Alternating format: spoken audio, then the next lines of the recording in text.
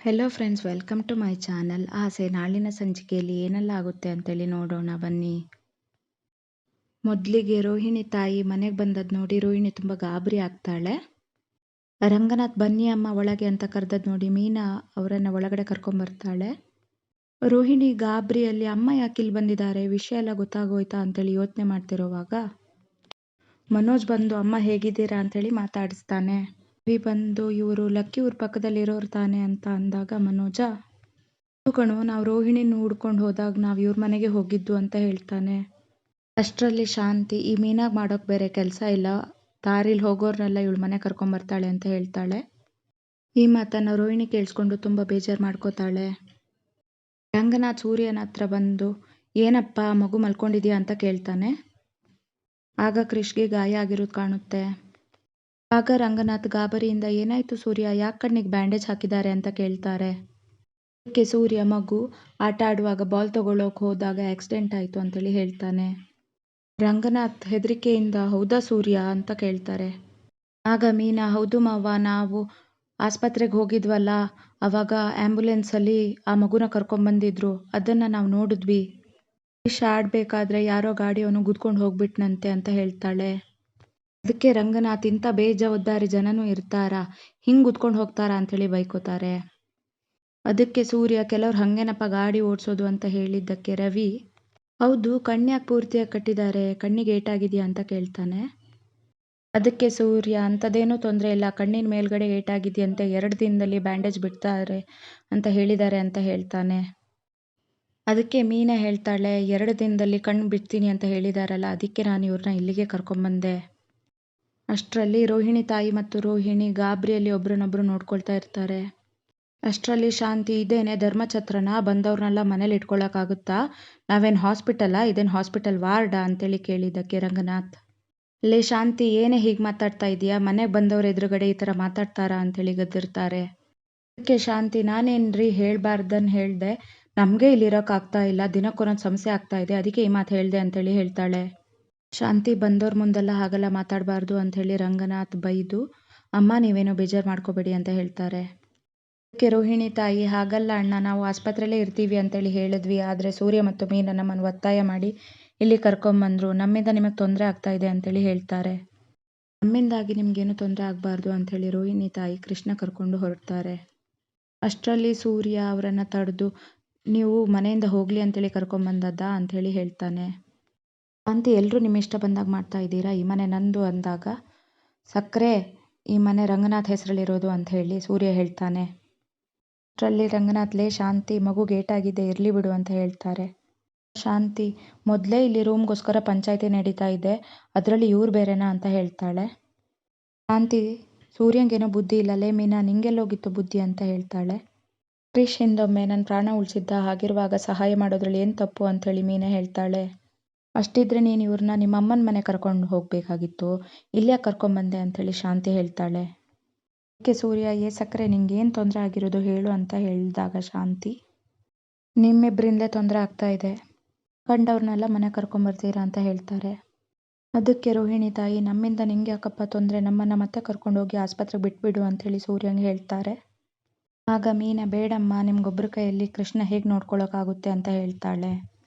ಅದಕ್ಕೆ ರಂಗನಾಥ್ ಕೂಡ ಹೇಳ್ತಾರೆ ಶಾಂತಿ ಹೇಳೋದನ್ನು ಮನಸ್ಸಿಗೆ ಹಚ್ಕೋಬೇಡಿ, ನೀವು ಇಲ್ಲೇ ಇರಿ ಅಂಥೇಳಿ ಒತ್ತಾಯ ಮಾಡ್ತಾರೆ.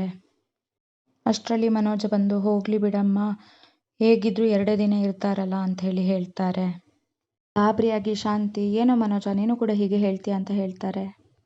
ಅದಕ್ಕೆ ಮನೋಜ್ ನಾನು ರೋಹಿಣಿನ ಹುಡ್ಕೊಂಡು ಊರಿಗೆ ಹೋಗಿರುವಾಗ ಅವಳು ನಿಂಗೆ ಸಿಗ್ತಾಳೆ ಅಂತ ಹೇಳಿ ಸಮಾಧಾನ ಮಾಡಿದ ಇವರೇ ಅಂಥೇಳಿ ಹೇಳ್ತಾನೆ. ಅಲ್ಲಿ ರವಿ ಕೂಡ ಬಂದು ಹೋಗಲಿ ಬಿಡಮ್ಮ, ಚಿಕ್ಕ ಹುಡುಗ ತಾನೆ, 2 ದಿನ ತಾನೆ ಅಂತೇಳಿ ಹೇಳ್ತಾನೆ. ಶ್ರುತಿನೂ ಹೌದತ್ತೆ, ಒಂದು ಸಣ್ಣ ಸಹಾಯ ಅಲ್ವಾ ಮಾಡೋಣ ಅಂತ ಹೇಳ್ತಾಳೆ. ಶಾಂತಿ ನೀವು ಯಾರು ಅರ್ಥನೆ ಮಾಡ್ಕೋತಾ ಇಲ್ಲ, ಇವ್ರು ಇರೋಕೆ ರೂಮ್ ಎಲ್ಲಿದೆ ಅಂತ ಹೇಳ್ತಾರೆ. ಅದಕ್ಕೆ ರೋಹಿಣಿ ಹೋಗಲಿ ಬಿಡಿ, ನಮ್ಮ ರೂಮಲ್ಲೇ ಇರಲಿ ಅಂಥೇಳಿ ಹೇಳ್ತಾಳೆ. ಎಲ್ಲರೂ ರೋಹಿಣಿ ನೋಡಿ ಶಾಕ್ ಆಗ್ತಾರೆ. ಅದೂ ಅಲ್ಲದೆ ಶಾಂತಿ ಏನು ನಿಮ್ಮ ರೂಮಲ್ಲ ಅಂತ ಕೇಳ್ತಾಳೆ. ಅದು ಮನೋಜ್ ಅವರೇ ಹೇಳ್ತಾ ಇದ್ದಾರಲ್ಲ ನಮಗೆ ಸಪೋರ್ಟ್ ಮಾಡಿದ್ದಾರೆ ಅಂತ ಹೇಳ್ಕೊಂಡು ನಮ್ಮಿಂದ ಏನು ಸಹಾಯ ಆಗುತ್ತೋ ಮಾಡೋಣ ಅಂತ ಹೇಳ್ತಾಳೆ ರೋಹಿಣಿ. ಅಲ್ಲಿ ಸೂರ್ಯ ಪೌಡ್ರಮ್ಮನ್ನು ನೋಡ್ತಾ ಡೌಟಲ್ಲಿ ಏನೇ ಆಗಲಿ ಪೌಡ್ರಮ್ಮನೇ ಹೇಳ್ತಾ ಇದ್ದಾರಲ್ಲ ರೂಮಲ್ಲಿ ಇರಲಿ ಅಂತ ಹೇಳಿ ಇನ್ನೇನು ಅವ್ರು ಇಲ್ಲೇ ಇರ್ತಾರೆ ಬಿಡಿ ಅಂಥೇಳಿ ರೂಮಿಗೆ ಕರ್ಕೊಂಡು ಹೋಗ್ತಾನೆ. ರಂಗನಾಥ್ ಕ್ರಿಶ್ ಹೇಗಿದ್ರು ಮಲ್ಕೊಂಡಿದ್ದಾನೆ ಅಂಥೇಳಿ ರೂಮಿಗೆ ಕರ್ಕೊಂಡು ಹೋಗಿ ಮಲಗಿಸು ಅಂತ ಹೇಳಿ ಸೂರ್ಯಂಗೆ ಹೇಳ್ತಾನೆ. ಸರಿ ಎಲ್ಲರೂ ಊಟ ಮಾಡೋಣ ಅಂತ ಹೊರಟಿರ್ತಾರೆ. ಅವಾಗ ಶಾಂತಿ ರೋಹಿಣಿನ ತಾಯಿನ ತಡೆದು, ಯಾಕೆ ನೀವು ಯಾವಾಗಲೂ ಆ ಹುಡುಗ ಒಬ್ಬನ ಜೊತೆ ಬರ್ತೀರಾ? ಈ ಹುಡುಗನ ಅಪ್ಪ ಅಮ್ಮ ಎಲ್ಲಿರ್ತಾರೆ? ಇನ್ನೇನು ಅವರೇ ಇಲ್ಲಿ ಬಂದು ಸೇರ್ಕೋತಾರ ಅಂತ ಕೇಳ್ತಾಳೆ. ಮೀನಾ ಕೋಪದಲ್ಲಿ, ಅತ್ತೆ ಹಾಗೆಲ್ಲ ಕೇಳಬೇಡಿ, ಆ ಹುಡುಗನಿಗೆ ಅಪ್ಪ ಅಮ್ಮ ಯಾರೂ ಇಲ್ಲ. ಕಷ್ಟಪಟ್ಟು ಅವನನ್ನು ಬೆಳೆಸ್ತಿದ್ದಾರೆ ಅಂತ ಹೇಳಿ ರೋಹಿಣಿ ತಾಯಿನ ಊಟಕ್ಕೆ ಕರ್ಕೊಂಡು ಹೋಗ್ತಾರೆ ಮೀನಾ. ಈ ಕಡೆ ಶಾಂತಿ ರೋಹಿಣಿ ಹತ್ರ ಬಂದು, ಇವ್ರು ಆಡ್ತಾ ಇರೋ ಆಟನೆಲ್ಲ ನೋಡ್ದಿಯಾ ಅಮ್ಮ ಅಂತ ಕೇಳ್ತಾರೆ. ಇದೇನು ಧರ್ಮಛತ್ರ ಅಂತ ಅನ್ಕೊಂಡ್ಬಿಟ್ಟಿದ್ದಾರೆ. ಅಪ್ಪ ಅಮ್ಮ ಇಲ್ಲದೆ ಇರೋ ಭಿಕಾರಿಗಳನ್ನೆಲ್ಲ ಇಲ್ಲಿ ಕರ್ಕೊಂಬಂದು ನೋಡ್ಕೋತಿದ್ದಾರೆ. ಹೌದು, ಆ ಹುಡುಗನಿಗೆ ನಿಜವಾಗ್ಲೂ ಅವ್ರ ಅಪ್ಪ ಅಮ್ಮ ಇಲ್ವಾ ಅಥವಾ ಬಿಟ್ಟು ಓಡೋಗಿದ್ದಾರಾ ಒಂದು ಗೊತ್ತಾಗ್ತಾ ಇಲ್ಲ ಅಂತ ಹೇಳ್ತಾರೆ. ಇದನ್ನ ಕೇಳಿ ರೋಹಿಣಿ ಕೋಪಗೊಂಡು, ಸುಮ್ಮನೆ ಇದ್ಬಿಡಿ ಅತ್ತೆ ಅಂತ ಹೇಳಿ ಹೇಳ್ತಾಳೆ. ಅದಕ್ಕೆ ಶಾಂತಿ, ಯಾಕಮ್ಮ ರೋಹಿಣಿ ನೀ ಹಿಂಗೆ ಮಾಡ್ತಿದ್ಯಾ ಅಂತ ಹೇಳಿ ಕೇಳ್ತಾರೆ. ಏನಿಲ್ಲ ಅತ್ತೆ, ಅವ್ರೇನಾದ್ರು ಕೇಳಿಸ್ಕೊಂಡ್ರೆ ಅಂಥೇಳಿ ಹೇಳ್ತಾಳೆ ರೋಹಿಣಿ. ಅದಕ್ಕೆ ಶಾಂತಿ, ನಾನೇನಾದ್ರು ಹೇಳೋದು ಕೇಳಿಸ್ಕೊಂಡು ಅವ್ರೇನು ಮನೆಯಿಂದ ಹೊರಟ್ಬಿಡ್ತಾರಾ? ಸುಮ್ಮನೆ ಇರು, ಬಿಟ್ಟರೆ ಪರ್ಮನೆಂಟ್ ಆಗಿರೋ ಥರ ಕಾಣ್ತಾರೆ. ನಾನು ಹೇಗಾದರೂ ಮಾಡಿ ಇಲ್ಲಿಂದ ಸಾಗಿಸ್ಬೇಕು, ಅದಕ್ಕೆ ನೀನೇ ಏನಾದರೂ ಪ್ಲ್ಯಾನ್ ಮಾಡಬೇಕು ರೋಹಿಣಿ ಅಂತ ಹೇಳಿ ಶಾಂತಿ ಹೇಳ್ತಾರೆ. ಅದಕ್ಕೆ ರೋಹಿಣಿ, ಅತ್ತೆ ನಾನೇನು ಮಾಡೋಕ್ಕಾಗುತ್ತೆ ಅಂತೇಳಿ ಹೇಳ್ತಾಳೆ. ಅದಕ್ಕೆ ಶಾಂತಿ, ಏನಮ್ಮ ನೀ ಹೀಗೆ ಹೇಳ್ತಾ ಇದೀಯಾ? ಐಡಿಯಾ ಎಲ್ಲ ನಿಂಗೆ ತಾನೇ ಚೆನ್ನಾಗಿ ಹೊಳೆಯುತ್ತೆ, ಅವರನ್ನು ಆಚೆ ಕಳಿಸೋದು ಮಾತ್ರ ನಿನ್ನ ಜವಾಬ್ದಾರಿ ಹೇಳಿ ಶಾಂತಿ ಹೊರಟ್ಬಿಡ್ತಾರೆ. ಶಾಂತಿ ಹೇಳಿದ ಮಾತು ಕೇಳಿ ರೋಹಿಣಿಗೆ ತುಂಬ ಬೇಜಾರಾಗಿ ಹೋಗಿರೋದನ್ನು ನೋಡಿ ಕ್ರಿಶ್ ಇರೋ ರೂಮ್ಗೆ ಹೋಗಿ ಕೃಷ್ಣ ಹಿಡ್ಕೊಂಡು ಜೋರಾಗಿ ಅಳ್ತಾರೆ. ರೋಹಿಣಿ ಮತ್ತು ಮನೋಜ್ ಆಚೆ ಮಲ್ಕೊಂಡಿರ್ತಾರೆ. ಅಷ್ಟರಲ್ಲಿ ಕ್ರಿಶ್ ಎಚ್ಚರಗೊಂಡು ಅತ್ತೆ ಹತ್ರ ಬಂದು, ಅತ್ತೆ ನೀನು ಯಾಕೆ ನನ್ನನ್ನು ಮಾತಾಡಿಸ್ತಾ ಇಲ್ಲ?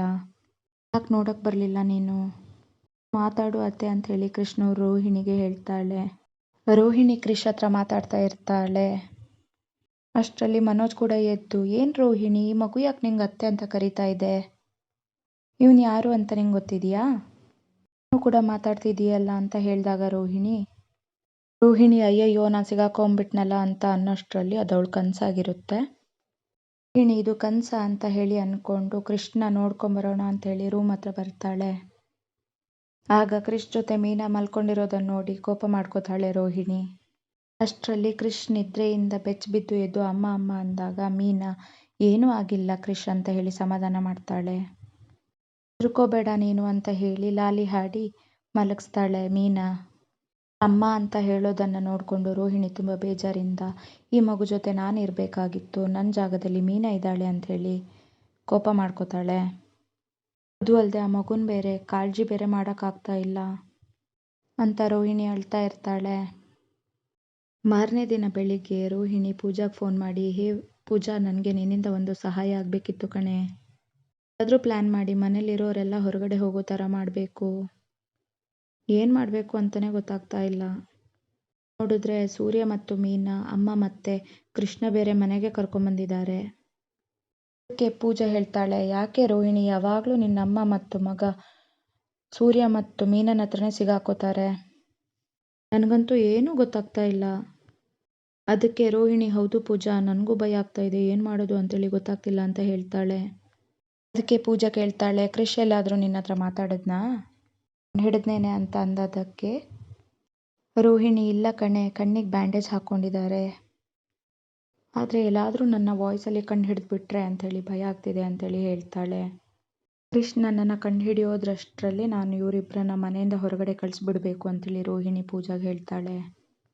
ಅದಕ್ಕೆ ಪೂಜಾ ಹೇಳ್ತಾಳೆ, ಕ್ರಿಶ್ ಮತ್ತು ಮೀನಾ ಯಾವಾಗಲೂ ಕ್ಲೋಸ್ ಆಗಿರ್ತಾರೆ, ನಿನ್ನ ಬಗ್ಗೆ ಎಲ್ಲರೂ ಹೇಳಿಬಿಟ್ಟಾನು, ಹುಷಾರು ಅಂತ ಹೇಳಿದ್ದಕ್ಕೆ ರೋಹಿಣಿ, ಕಣೆ ನನಗೂ ಅದಕ್ಕೆ ಭಯ ಆಗ್ತಾ ಇರೋದು, ಅದಕ್ಕೆ ಇವೆಲ್ಲ ಆಗೋ ಮುಂಚೆ ಅವ್ರನ್ನ ಮನೆಯಿಂದ ಹೊರಗಡೆ ಕಳಿಸ್ಬಿಡ್ಬೇಕು, ಅದಕ್ಕೆ ನನ್ನ ಹತ್ರ ಒಂದು ಪ್ಲ್ಯಾನ್ ಇದೆ ಅಂಥೇಳಿ ರೋಹಿಣಿ ಪೂಜಾಗೆ ತನ್ನ ಪ್ಲ್ಯಾನ್ ಬಗ್ಗೆ ಹೇಳ್ತಿರ್ತಾಳೆ. ಅದಕ್ಕೆ ಪೂಜಾ, ಇದೆಲ್ಲ ವರ್ಕೌಟ್ ಆಗುತ್ತೇನೆ ರೋಹಿಣಿ ಅಂತ ಕೇಳ್ತಾಳೆ. ರೋಹಿಣಿ, ನಡೆಯುತ್ತೆ ಕಣೆ, ಬೇರೆ ದಾರಿ ಇಲ್ಲ, ಏನಾದರೂ ಮಾಡಿ ಎಲ್ಲರೂ ಮನೆಯಿಂದ ಹೊರಗೆ ಹೋಗೋ ಥರ ಮಾಡಬೇಕು, ಆಮೇಲೆ ಕ್ರಿಶ್ ಜೊತೆ ಸ್ವಲ್ಪ ಹೊತ್ತು ಮಾತಾಡಿ ಅವರನ್ನು ಮನೆಯಿಂದ ಹೊರಗಡೆ ಕಳಿಸ್ತೀನಿ ಅಂತ ಹೇಳ್ತಾಳೆ ರೋಹಿಣಿ. ಅದಕ್ಕೆ ಪೂಜಾ, ಸರಿ ಕಣೆ, ನಾವು ಹಾಗೆ ಮಾಡೋಣ, ನಾನು ಹೇಗಾದರೂ ಮಾಡಿ ಮೀನನ ಮನೆಯಿಂದ ಹೊರಗಡೆ ಬರೋ ಥರ ಮಾಡ್ತೀನಿ ಅಂಥೇಳಿ ಪೂಜಾ ಹೇಳ್ತಾಳೆ. ನಂತರ ಪೂಜಾ ಫೋನ್ ಕಟ್ ಮಾಡ್ತಾಳೆ. ಇನ್ನೊಂದು ಕಡೆ ಹಾಲನ್ನ ತಗೊಂಡು ರೋಹಿಣಿ ಕ್ರಿಷ್ಗೋಸ್ಕರ ಅಂಥೇಳಿ ರೂಮಿಗೆ ತಗೊಂಡು ಹೋಗ್ತಿರ್ತಾಳೆ. ಆಗ ಮೀನಾ ಕ್ರಿಷ್ಗೆ ಊಟ ಮಾಡಿಸ್ತಾ ಇರ್ತಾಳೆ. ಇದನ್ನ ನೋಡಿ ರೋಹಿಣಿ ತುಂಬ ಉರ್ಕೋತಾಳೆ. ಅಷ್ಟರಲ್ಲಿ ಮೀನಾ ಏನು ರೋಹಿಣಿ ಅವರೇ ನೀವಿಲ್ಲಿ ಅಂತ ಹೇಳಿದ್ದಕ್ಕೆ ರೋಹಿಣಿ ನಾನು ಈ ಹುಡುಗಂಗೋಸ್ಕರ ಹಾಲು ತೊಗೊಂಬಂದೆ, ರೋಹಿಣಿ ತಾಯಿ ಕೊಡಮ್ಮ ಅಂತ ತಗೋತಾರೆ. ಅವರು ಮೀನಾ ಕೇಳ್ತಾರೆ, ನಿಂಗೆ ಇವತ್ತು ಹೂ ಕಟ್ಟೋ ಕೆಲಸ ಇಲ್ವಾ? ಅದಕ್ಕೆ ಮೀನಾ ಹೇಳ್ತಾಳೆ, ಇಲ್ಲ ಇವತ್ತು ಅಮ್ಮ ಮತ್ತು ಕ್ರಿಶ್ ಇದ್ದಾರಲ್ಲ, ನಾನಿವತ್ತು ಹೂ ಕಟ್ಟಕ್ಕೆ ಹೋಗಲ್ಲ. ಅದಕ್ಕೆ ರೋಹಿಣಿ, ನಿಮಗೆ ಹೂ ಆರ್ಡರ್ ಇತ್ತಲ್ವಾ, ಆರ್ಡರ್ ಕೊಟ್ಟವ್ರು ಏನು ಹೇಳೋದಿಲ್ವಾ ಅಂಥೇಳಿ ಕೇಳ್ತಾರೆ. ಅದಕ್ಕೆ ಮೀನಾ ಹೇಳ್ತಾರೆ, ಹೌದು ಆರ್ಡ್ರ್ ಕೊಟ್ಟಿದ್ದಾರೆ, ನಂಗೆ ಮಾಡೋಕ್ಕಾಗಲ್ವಲ್ಲ, ಅದಕ್ಕೆ ಅಮ್ಮಂಗೆ ಫೋನ್ ಮಾಡಿ ಹೇಳಿದ್ದೀನಿ, ಎಲ್ಲ ನೋಡ್ಕೋತಾರೆ, ನೀವೇನು ಯೋಚನೆ ಮಾಡಬೇಡಿ ರೋಹಿಣಿ ಅವರೇ ಅಂತ ಹೇಳಿ ಮೀನಾ ಕ್ರಿಷ್ಗೆ ಊಟ ಮಾಡಿಸಿ ಹೋಗ್ತಾರೆ. ಅಷ್ಟರಲ್ಲಿ ರೋಹಿಣಿ ಸಿಟ್ಟಲ್ಲಿ, ಏನಮ್ಮ ನಾನು ಮಗುವಿಗೆ ಊಟ ಮಾಡಿಸ್ಬೇಕಿತ್ತು, ಇವಳೇ ಎಲ್ಲ ಮಾಡ್ತಾ ಇದ್ದಾಳಲ್ಲ, ನೋಡಿದರೆ ಹೊಟ್ಟೆ ಉರಿತಾ ಇದೆ. ರೋಹಿಣಿ ತಾಯಿ ಹೇಳ್ತಾರೆ, ಏನು ಮಾಡೋದು, ನಿಂಗೆ ಮಗುವಿನ ಮೇಲೆ ಕಾಳಜಿನೇ ಇಲ್ವಲ್ಲ, ಅಲ್ಲ ಅವ್ನು ನಿನ್ನ ಮಗ ಅಂತಲೂ ನಿಂಗೆ ಹೇಳ್ಕೊಳಕ್ಕಾಗ್ತಾ ಇಲ್ಲ, ನೀನು ಮಾಡಬೇಕಾಗಿರೋ ಕೆಲಸನ ಮೀನಾ ಅಚ್ಚುಕಟ್ಟಾಗಿ ಮಾಡ್ತಾ ಇದ್ದಾಳೆ. ರೋಹಿಣಿ ತಾಯಿ ಕೋಪದಲ್ಲಿ ಹೇಳ್ತಾರೆ, ಇಲ್ಲಿಗೆ ಇವತ್ತಿನ ಸಂಚಿಕೆ ಮುಗೀತು. ನಾನು ನಿಮ್ಮನ್ನು ಮುಂದಿನ ಸಂಚಿಕೆಯಲ್ಲಿ ಭೇಟಿ ಆಗ್ತೀನಿ. ಧನ್ಯವಾದಗಳು.